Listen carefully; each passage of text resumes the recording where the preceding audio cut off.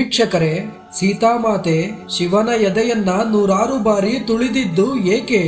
1000 ತಲೆಗಳಿರುವ ಸಹಸ್ರ ರಾವಣ ಶ್ರೀರಾಮನನ್ನೇ ಸೋಲಿಸಿದ್ದು ಹೇಗೆ? ಸೀತಾಮಾತೆ ಮಹಾಕಾಳಿಯಾಗಿ ಬದಲಾಗಿದ್ದು ಹೇಗೆ?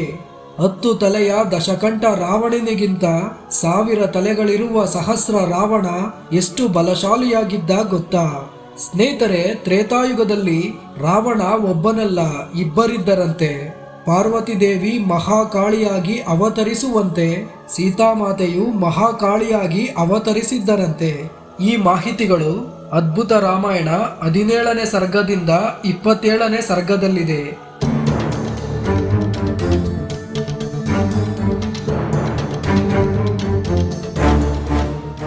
ತ್ರೇತಾಯುಗದಲ್ಲಿ ಮಹಾಮುನಿ ವಿಶ್ವವಸು ಪತ್ನಿಯಾದ ಕೈಕಸಿಯ ಗರ್ಭದಿಂದ 1000 ತಲೆಗಳಿರುವ ಮಗುವೊಂದು ಜನ್ಮ ತಾಳಿತ್ತು. ಆ ಮಗುವೇ ಸಹಸ್ರ ರಾವಣ.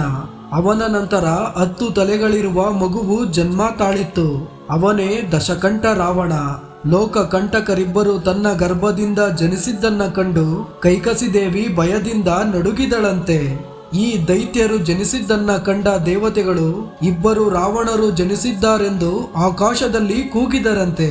ಈ ದುಷ್ಟರು ಬೆಳೆದು ದೊಡ್ಡವರಾದ ಮೇಲೆ ಋಷಿ ಮುನಿಗಳನ್ನ ಹಿಂಸಿಸಿ ಪರಸ್ತ್ರೀಯರ ಮೇಲೆ ಅತ್ಯಾಚಾರವೆಸಗಿ ಪರ್ವತಗಳನ್ನ ಮಣ್ಣಿನ ಹೆಂಟೆಗಳಂತೆ ಪುಡಿ ಮಾಡಿ ಸಮುದ್ರಕ್ಕೆ ನೆಗೆದು ಜಲಚರಗಳನ್ನ ತುಳಿದಾಡಿ ದೇವತೆಗಳ ಕುತ್ತಿಗೆ ಹಿಡಿದು ಎಳೆತಂದು ಹುಡುಗಾಟವಾಡುತ್ತಿದ್ದರು. ಹೀಗೆ ಇವರಿಬ್ಬರು ಮನಬಂದಂತೆ ವರ್ತಿಸುತ್ತಾ ಲೋಕಗಳನ್ನ ಬಾಧಿಸುತ್ತಿದ್ದರು. ಇವರ ಉಪಟಳವನ್ನ ಸಹಿಸಲಾಗದೆ ಸ್ವತಃ ಬ್ರಹ್ಮದೇವರು ಮತ್ತು ಇವರಿಬ್ಬರ ತಂದೆ ವಿಶ್ವವಸು ಹಾಗೂ ಪುಲಸ್ತ್ಯರು ಆಗಮಿಸಿ ಬುದ್ಧಿವಾದ ಹೇಳಿ ಅವರಿಬ್ಬರನ್ನ ತಣ್ಣಗಾಗಿಸಿದರಂತೆ.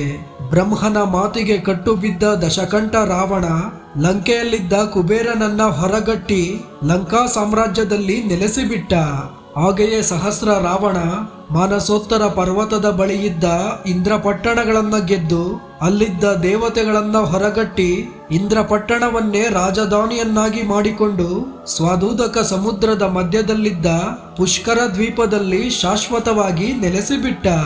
ಮುಂದೆ ದಶಕಂಠ ರಾವಣ ಸೀತೆಯನ್ನ ಅಪಹರಿಸಿದ್ದಕ್ಕಾಗಿ ಶ್ರೀರಾಮ ವಾನರ ಸೇನಾ ಸಮೇತ ಲಂಕೆಗೆ ಬಂದು ದಶಕಂಠ ರಾವಣನನ್ನ ಕೊಂದನಂತೆ. ಆ ದಾನವನನ್ನ ಅಂತ್ಯಗೊಳಿಸಿದ್ದಕ್ಕಾಗಿ 4 ದಿಕ್ಕುಗಳಿಂದ ಋಷಿಗಳು ಅಯೋಧ್ಯೆಗೆ ಆಗಮಿಸಿ ಶ್ರೀರಾಮನಿಗೆ ಧನ್ಯವಾದ ತಿಳಿಸುತ್ತಿದ್ದರಂತೆ. ಆಗ ಆ ಸಮಯದಲ್ಲಿ ಸೀತಾಮಾತೆಗೆ ತನ್ನ ವಿವಾಹಕ್ಕೂ ಮುನ್ನ ಬ್ರಾಹ್ಮಣರೊಬ್ಬರು ತನ್ನ ತಂದೆಯ ಅರಮನೆಗೆ ಅತಿಥಿಯಾಗಿ ಬಂದು ಸಹಸ್ರ ರಾವಣನ ಬಗ್ಗೆ ಹೇಳಿದ ರಹಸ್ಯ ನೆನಪಾಯ್ತಂತೆ. ಕೂಡಲೇ ಸೀತಾಮಾತೆ ಅವರೆಲ್ಲರ ಮುಂದೆ ನಿಂತು, ಇದು ಸಂತಸ ಪಡುವ ಸಮಯವಲ್ಲ. ದಶಕಂಠ ರಾವಣನಿಗೆ ಒಬ್ಬ ಸಹೋದರನಿದ್ದಾನೆ. ಅವನೇ ಸಹಸ್ರ ರಾವಣ. ಅವನು 1000 ತಲೆಗಳು ಮತ್ತು 2000 ಕೈಗಳಿಂದ ಭಯಂಕರನಾಗಿದ್ದಾನೆ. ಅವನನ್ನ ಕೊಲ್ಲುವುದು ಸುಲಭವಲ್ಲ. ಅವನು ಶತರಾವಣರಿಗೆ ಸಮ. ಶ್ರೀರಾಮ ದಶಕಂಠ ರಾವಣನನ್ನ ಕೊಂದಿರುವ ವಿಷಯ ತಿಳಿಯುವ ಮೊದಲೇ ಸಹಸ್ರ ಕಂಠನನ್ನ ಸಂಹರಿಸಬೇಕು. ಇಲ್ಲವಾದಲ್ಲಿ ಅವನನ್ನ ನಿಯಂತ್ರಿಸುವುದು ನಮ್ಮಿಂದ ಸಾಧ್ಯವಾಗದು. ಹಾಗಾಗಿ ಈಗಲೇ ಅವನನ್ನ ಕೊಲ್ಲಲು ನಡೆಯಿರಿ ಎಂದು ಎಚ್ಚರಿಸಿದಳಂತೆ ಸೀತಾಮಾತೆ. ಸೀತಾಮಾತೆಯ ಮಿಂಚಿನಂತ ಮಾತುಗಳನ್ನ ಕೇಳಿ ಎಚ್ಚರನಾದ ಶ್ರೀರಾಮ ಸಕಲ ಆಯುಧಗಳನ್ನ ತೆಗೆದುಕೊಂಡು ಪುಷ್ಪಕ ರಥವನ್ನ ಆಹ್ವಾನಿಸಿ ಅಯೋಧ್ಯೆ ಮತ್ತು ವಾನರ ಸೇನಾ ಸಮೇತನಾಗಿ ಪುಷ್ಕರ ದ್ವೀಪಕ್ಕೆ ತಲುಪಿಬಿಟ್ಟರಂತೆ. ಪುಷ್ಕರ ದ್ವೀಪಕ್ಕೆ ಬಂದಂತಹ ಶ್ರೀರಾಮ ತನ್ನ ಬಿಲ್ಲಿನ ಟಂಕಾರದಿಂದ ಸಿಂಹನಾದವನ್ನ ಮೊಳಗಿಸಿದನಂತೆ. ಇದ್ದಕ್ಕಿದ್ದಂತೆ ಬಿಲ್ಲಿನ ಸಿಂಹನಾದವನ್ನ ಕೇಳಿದ ಸಹಸ್ರ ರಾವಣ ಶತ್ರುಗಳು ಯುದ್ಧಕ್ಕೆ ಬಂದರೆಂದು ತನ್ನ ಸಮಸ್ತ ರಾಕ್ಷಸ ಸೇನೆಯೊಂದಿಗೆ ಧಾವಿಸಿ ಬಂದು ಶ್ರೀರಾಮನ ಮುಂದೆ ಜ್ವಾಲಾಮುಖಿಯಂತೆ ನಿಂತನಂತೆ. ರಾಮನನ್ನ ಕಂಡು ಈತ ಯಾರೆಂದು ಯೋಚಿಸುತ್ತಿದ್ದ ಸಹಸ್ರ ಕಂಠನಿಗೆ ಅಂತರಿಕ್ಷದಿಂದ ಆಕಾಶವಾಣಿ ಕೇಳಿ ಬಂತು. ಎಲೈ ಸಹಸ್ರ ರಾವಣನೇ, ಮಹಾಪರಾಕ್ರಮಿಯಾದ ಶ್ರೀರಾಮ ನಿನ್ನ ಬಳಿ ಬಂದಿದ್ದಾನೆ. ಈತ ರಘುಕುಲದಲ್ಲಿ ಜನಿಸಿದವನು, ಅಯೋಧ್ಯೆಗೆ ರಾಜನು. ನಿನ್ನ ಸಹೋದರನಾದ ದಶಕಂಠ ರಾವಣ ಆತನ ಪತ್ನಿಯಾದ ಸೀತೆಯನ್ನು ಅಪಹರಿಸಿದ ತಪ್ಪಿಗೆ ಶ್ರೀರಾಮನೇ ನಿನ್ನ ಸಹೋದರನನ್ನ ಕೊಂದಿದ್ದಾನೆ. ಈಗ ನಿನ್ನನ್ನು ಕೊಲ್ಲಲು ಬಂದಿದ್ದಾನೆಂದು ಆಕಾಶವಾಣಿ ಸಹಸ್ರ ಕಂಠನಿಗೆ ಎಚ್ಚರಿಕೆ ನೀಡಿತಂತೆ.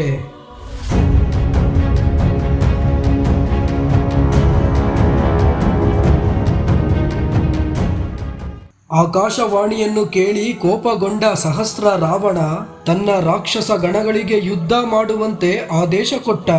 ಅದರಂತೆ ರಾಕ್ಷಸರು ವಾನರ ಸೈನ್ಯದ ಮೇಲೆ ಮುಗಿಬಿದ್ದರು. ಇದೇ ಅವಕಾಶಕ್ಕಾಗಿ ಕಾಯುತ್ತಿದ್ದ ವಾನರ ವೀರರು ರಾಕ್ಷಸರನ್ನ ತುಳಿದಾಡಿ ಸಿಗಿದಾಡಿ ಬಿಸಾಡಿಬಿಟ್ಟರು. ವಾನರ ಸೈನ್ಯದ ಪರಾಕ್ರಮದ ಮುಂದೆ ನಿಲ್ಲಲಾಗದ ರಾಕ್ಷಸ ಸೇನೆ ಸೋತು ಸುಣ್ಣವಾದರು. ಈ ವಿಷಯ ತಿಳಿಯುತ್ತಿದ್ದಂತೆ ಸಹಸ್ರ ರಾವಣ ಧೂಮಕೇತುವಿನಂತೆ ರಣರಂಗಕ್ಕೆ ಧಾವಿಸಿ ಬಂದು ವಾಯುವ್ಯಾಸ್ತ್ರವನ್ನ ವಾನರ ಸೈನ್ಯದ ಮೇಲೆ ಘಾತಿಸಿಬಿಟ್ಟ. ವಾಯುವ್ಯಾಸ್ತ್ರದ ಪ್ರಹಾರದಿಂದ ಹನುಮಂತ, ಜಾಂಬವಂತ, ಅಂಗದ ಮತ್ತು ಸುಗ್ರೀವನ ಸಮಸ್ತ ಸೇನೆ ಕಿಷ್ಕಿಂಧೆಯಲ್ಲಿ ಹಾರಿಬಿದ್ದರಂತೆ. ಭರತ, ಶತ್ರುಘ್ನ, ಲಕ್ಷ್ಮಣ ಮತ್ತು ಶ್ರೀರಾಮನ ಸಮಸ್ತ ಸೇನೆ ಅಯೋಧ್ಯೆಯಲ್ಲಿ ಹಾರಿಬಿದ್ದರಂತೆ. ಇವರಿಗೆಲ್ಲ ತಮ್ಮ ತಮ್ಮ ಸ್ಥಳಗಳಿಗೆ ಹೇಗೆ ಹಿಂತಿರುಗಿ ಬಂದೆವೆಂದು ಅರಿವಾಗದೆ ಅಯೋಮಯರಾದರು. ಇತ್ತ ಕಡೆ ಶ್ರೀರಾಮನ ಸಮಸ್ತ ಸೇನೆ ಅದೃಶ್ಯವಾದುದನ್ನ ಕಂಡು ದೇವಾನು ದೇವತೆಗಳೆಲ್ಲ ಭಯಭೀತರಾದರು. ಸಹಸ್ರ ಕಂಠನ ಬಿಲ್ವಿದ್ಯೆಯನ್ನ ನೋಡಿ ಋಷಿ ಮುನಿಗಳ ಎದೆಯಲ್ಲಿ ವಿಪರೀತ ಭಯ ಆವರಿಸಿತ್ತು. ಆ ಸಮಯದಲ್ಲಿ ತನ್ನನ್ನೇ ನಂಬಿ ಬಂದಿದ್ದ ವಾನರ ಸೇನೆಗೆ ಏನಾಯ್ತೋ ಎಂದು ಚಿಂತಿತನಾಗಿದ್ದ ಶ್ರೀರಾಮನನ್ನ ನೋಡಿ ರಾಕ್ಷಸ ಗಣಗಳು ಗಹಗಹಿಸಿ ನಗುತ್ತಿದ್ದರು. ಅವರ ಅಪಹಾಸ್ಯದ ನಗುವನ್ನು ಕಂಡ ರಾಮ ಅತಿ ಉಗ್ರನಾಗಿ ತನ್ನೆಲ್ಲಾ ಸಾಮರ್ಥ್ಯಗಳನ್ನ ಬಳಸಿ ರಾಕ್ಷಸ ದಮನ ಮಾಡುತ್ತಿದ್ದ. ಇನ್ನು ಕೆಲವೇ ಗಂಟೆಗಳಲ್ಲಿ ರಾಮನ ಆಕ್ರಮಣದಿಂದ ರಾಕ್ಷಸ ಸೇನೆ ಸರ್ವನಾಶವಾಗುವ ಸಾಧ್ಯತೆ ಇತ್ತು. ಈ ಪರಿಸ್ಥಿತಿಯ ಗಂಭೀರತೆಯನ್ನು ಅರಿತ ಸಹಸ್ರ ಕಂಠನು ತನ್ನ ಸೇನೆಯನ್ನ ಹಿಂದೆ ತಳ್ಳಿ ಸ್ವತಃ ತಾನೇ ರಾಮನ ಮೇಲೆ ಯುದ್ಧ ಆರಂಭಿಸಿಬಿಟ್ಟ.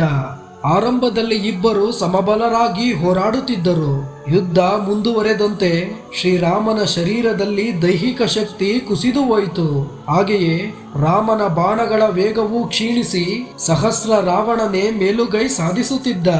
ರಾಮ ಹಂತ ಹಂತವಾಗಿ ಸೋಲುತ್ತಿದ್ದಂತೆ ಮುಂದೆ ಏನೋ ಅನಾಹುತ ಸಂಭವಿಸುವ ಸೂಚನೆಯಾಗಿ ಕರಡಿ, ನಾಯಿ, ಕತ್ತೆಗಳು ವಿಚಿತ್ರವಾಗಿ ಕೂಗುವ ಶಬ್ದಗಳು ಕೇಳಿ ಬಂದವು.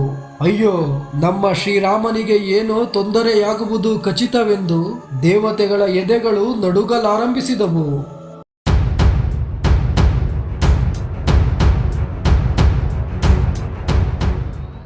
ಇನ್ನು ಯುದ್ಧ ಮುಂದುವರೆಸುವುದು ಅಸಾಧ್ಯವೆಂದು ಅರಿತ ಶ್ರೀರಾಮ ಅಗಸ್ತ್ಯರಿಂದ ನೀಡಲ್ಪಟ್ಟ ಬ್ರಹ್ಮನ ದೈವಿಕ ಬಾಣವನ್ನ ಹೊರತೆಗೆದು ಪಂಚಭೂತಾದಿ ದೇವತೆಗಳ ಶಕ್ತಿಯನ್ನ ಆಮಂತ್ರಿಸಿ ಆ ಬಾಣದ ಮಹಾಶಕ್ತಿಯನ್ನ ಸಿಡಿದೇಳುವಂತೆ ಮಾಡಿ ಸಹಸ್ರ ರಾವಣನ ಮೇಲೆ ಘಾತಿಸಿದ್ದ. ಆ ಬಾಣದ ರಭಸವನ್ನ ನೋಡಿ ಸಹಸ್ರ ಕಂಠ ಸತ್ತನೆಂದು ಋಷಿ ಮುನಿಗಳು ಭಾವಿಸುತ್ತಿದ್ದರು. ಆದರೆ ಆ ದೈತ್ಯನು ರಾಮನ ದೈವಿಕ ಬಾಣವನ್ನ ಎಡಗೈಯಲ್ಲಿ ಹಿಡಿದು ಒಣಕಡ್ಡಿಯಂತೆ ಮುರಿದು ಎಸೆದು ಬಿಟ್ಟ. ಇಂತಹ ಮಹಾಶಕ್ತಿಯುಳ್ಳ ಅಸ್ತ್ರವನ್ನ ಇಷ್ಟು ಸುಲಭವಾಗಿ ಮುರಿದಿದ್ದನ್ನು ಕಂಡ ಶ್ರೀರಾಮ ಯುದ್ಧ ಉತ್ಸಾಹವನ್ನೇ ಕಳೆದುಕೊಂಡು ದುಃಖಿತನಾದ.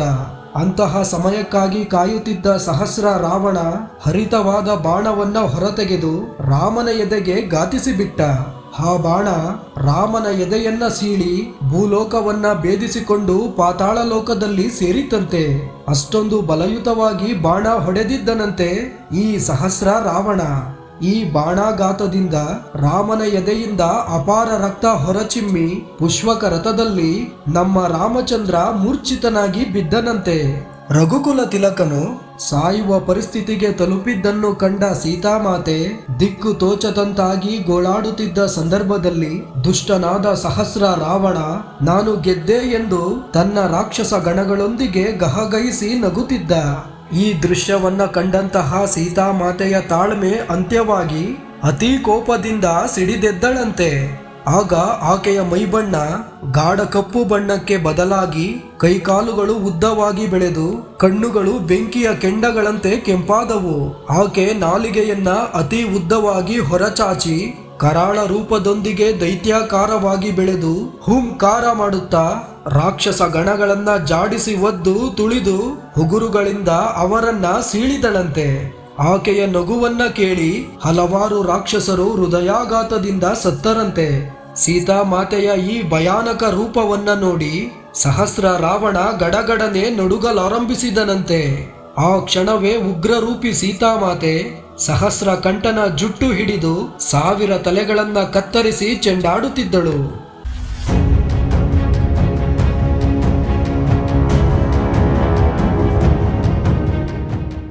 ಅಲ್ಲಿಗೆ ಮಾತೆಯ ಆಕ್ರಮಣದಿಂದ ಸಹಸ್ರ ರಾವಣ ಭೀಕರವಾಗಿ ಸತ್ತ.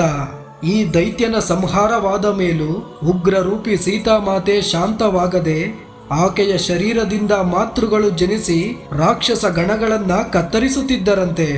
ಹೀಗೆ ಸಹಸ್ರ ಕಂಠನ ಸಮಸ್ತ ಸೇನೆ ನಾಶವಾದ ಮೇಲೂ ಉಗ್ರರೂಪಿ ಸೀತಾಮಾತೆ ವಿಜಯ ನರ್ತನವನ್ನ ಆರಂಭಿಸಿದಳು. ವಿಜಯ ನರ್ತನ ಮುಂದುವರೆದು ರುದ್ರ ನರ್ತನವಾಗಿ ಬದಲಾಯಿತು. ಆ ರುದ್ರ ನರ್ತನದಲ್ಲಿ ಮಹಾಕಾಳಿಯ ಪಾದಾಘಾತದಿಂದ ಬಾಧಿತಳಾದ ಭೂದೇವಿ ಪಾತಾಳ ಲೋಕಕ್ಕೆ ಹೊರಡಲು ಸಿದ್ಧಳಾದಳು. ಈ ಪರಿಸ್ಥಿತಿಯನ್ನು ಅರಿತ ಶಿವಪರಮಾತ್ಮ ಕೂಡಲೇ ಪುಷ್ಕರ ದ್ವೀಪಕ್ಕೆ ಬಂದು ಸೀತಾಮಾತೆಯ ಕಾಲಿನ ಕೆಳಗೆ ಶವದಂತೆ ಮಲಗಿಕೊಂಡನಂತೆ.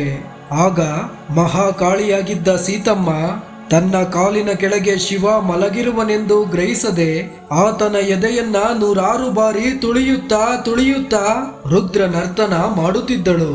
ಹೀಗೆ ಶಿವನು ಆಕೆ ಕಾಲಿಡುವ ಜಾಗಗಳಲ್ಲಿ ಶವದಂತೆ ಮಲಗಿಕೊಳ್ಳುತ್ತಿದ್ದ. ಇಂತಹ ಘನಘೋರ ದೃಶ್ಯವನ್ನು ನೋಡಲಾಗದ ಬ್ರಹ್ಮದೇವ ಕ್ಷಣದಲ್ಲೇ ಮಾತೆಯ ಮುಂದೆ ಪ್ರತ್ಯಕ್ಷನಾಗಿ ತನ್ನೆಲ್ಲ ಬ್ರಹ್ಮಜ್ಞಾನವನ್ನ ಬಳಸಿ ಆಕೆಯನ್ನ ಸ್ತುತಿಸಿ ಸ್ವಲ್ಪ ಶಾಂತಗೊಳಿಸಿದ್ದ. ಆಗ ಸೀತಮ್ಮ ಹೀಗೆಂದಳು, ಅಲ್ಲಿ ನೋಡಿ ನನ್ನ ಪತಿಯ ಸ್ಥಿತಿಯನ್ನ. ಆತನ ಎದೆಯು ಸೀಳಿ ಹೋಗಿ ಮೂರ್ಛಿತನಾಗಿ ಸಾಯುವ ಸ್ಥಿತಿಗೆ ತಲುಪಿದ್ದಾನೆ. ರಾಮನಿಲ್ಲದೆ ಸೀತೆ ಇಲ್ಲ. ಪರಮ ಪವಿತ್ರನಾದ ಶ್ರೀರಾಮನಿಲ್ಲದ ಈ ಜಗತ್ತನ್ನ ನುಂಗಿ ಬಿಡುವೆನೆಂದು ಭಯಂಕರವಾಗಿ ಕೂಗಿದಳಂತೆ ಉಗ್ರರೂಪಿ ಸೀತಾಮಾತೆ. ಮಾತೆಯನ್ನ ಶಾಂತಗೊಳಿಸಲು ಸ್ವತಃ ಶ್ರೀರಾಮನ ಹೊರತಾಗಿ ಮತ್ಯಾರಿಂದಲೂ ಸಾಧ್ಯವಿಲ್ಲವೆಂದು ಹರಿತ ಬ್ರಹ್ಮ ಪುಷ್ಪಕ ರಥದಲ್ಲಿ ಮೂರ್ಛಿತನಾಗಿದ್ದ ರಾಮನಿಗೆ ತನ್ನ ದಿವ್ಯ ಶಕ್ತಿಯಿಂದ ಮರುಜೀವ ತುಂಬಿದ್ದ. ಆ ಕೂಡಲೇ ರಾಮ ಕಣ್ಣು ತೆರೆದಾಗ ಆತನ ಮುಂದೆ ದೈತ್ಯಾಕಾರದ ಉಗ್ರ ರೂಪಿ ಹೆಣ್ಣು ಸಹಸ್ರ ರಾವಣನ ಕತ್ತರಿಸಿದ ತಲೆಯನ್ನ ಮೇಲಕ್ಕೆ ಕೆಳಕ್ಕೆ ಎಸೆದಾಡುತ್ತಾ ಶಿವನ ಎದೆಯನ್ನ ತುಳಿದಾಡುತ್ತಾ ರುದ್ರ ನರ್ತನ ಮಾಡುತ್ತಿರುವ ದೃಶ್ಯವನ್ನು ಕಂಡ ಶ್ರೀರಾಮ ಗಡಗಡನೆ ನಡುಗುತ್ತಾ ತನಗರಿವಿಲ್ಲದೆ ತನ್ನ ಬಿಲ್ಲು ಬಾಣಗಳು ಕೈಜಾರಿ ನೆಲಕ್ಕೆ ಬಿದ್ದವು. ರಾಮ ಭಯಭೀತನಾಗಿರುವುದನ್ನು ಕಂಡ ಬ್ರಹ್ಮ ಆತನಿಗೆ ಸಮಾಧಾನಪಡಿಸಿ ಹೀಗಿರುವ ವಾಸ್ತವಿಕ ಸತ್ಯದ ಬಗ್ಗೆ ವಿವರಿಸಿ ಮಾತೆಯನ್ನ ಶಾಂತಗೊಳಿಸಲು ಮುಂದಾಗುವಂತೆ ಹೇಳಿದ್ದ. ಅದರಂತೆ ಪ್ರಭು ಶ್ರೀರಾಮ ಮಹಾಕಾಳಿ ಸೀತಮ್ಮನ ಮುಂದೆ ನಿಂತು ಓಂಕಾರವನ್ನ ಸ್ಮರಿಸುತ್ತಾ 1008 ದಿವ್ಯ ನಾಮಗಳಿಂದ ಆದಿಶಕ್ತಿಯನ್ನ ಸ್ತುತಿಸಿದರಂತೆ. ರಾಮ ಜೀವಂತನಾಗಿ ತನ್ನ ಕಣ್ಮುಂದೆ ನಿಂತಿರುವುದನ್ನು ಕಂಡ ಮಾತೆ ಶಾಂತರಾಗಿ ಮಹಾಕಾಳಿಯ ಉಗ್ರ ರೂಪವನ್ನ ಉಪಸಂಹಾರ ಮಾಡಿಕೊಂಡು ಅಯೋಧ್ಯೆಗೆ ಹಿಂತಿರುಗಿದರಂತೆ. ಈ ಮಾಹಿತಿಗಳು ವಾಲ್ಮೀಕಿ ರಾಮಾಯಣದಲ್ಲಿಲ್ಲ. ಇವಿಷ್ಟು ಅದ್ಭುತ ರಾಮಾಯಣದಲ್ಲಿದೆ. ಸ್ನೇಹಿತರೆ, ಶಿವನ ಪತ್ನಿಯಾದ ಪಾರ್ವತಿ ದೇವಿ ಮಾತ್ರವೇ ಮಹಾಕಾಳಿಯಾಗಿ ಅವತರಿಸುವರು ಎಂಬ ಕಲ್ಪನೆ ನಿಮ್ಮಲ್ಲೂ ಇದೆ. ಆದರೆ ಲಕ್ಷ್ಮಿ, ಸರಸ್ವತಿ, ಸೀತೆ, ರಾಧೆ ಇನ್ನು ಮುಂತಾದವರು ಆದಿಶಕ್ತಿಯ ಸ್ವರೂಪವಾಗಿರುವ ಕಾರಣ ಇವರೆಲ್ಲರೂ ಮಹಾಕಾಳಿಯಾಗಿ ಅವತರಿಸಬಲ್ಲರು ಎಂಬುದು ಅದ್ಭುತ ರಾಮಾಯಣದ ಸಾರ. ಇದಿಷ್ಟು ಇಂದಿನ ಸಂಚಿಕೆಯ ವಿಶೇಷವಾಗಿದೆ. ಮುಂದಿನ ಸಂಚಿಕೆಯಲ್ಲಿ ಮತ್ತೆ ಭೇಟಿಯಾಗೋಣ. ಎಲ್ಲರಿಗೂ ಶುಭವಾಗಲಿ.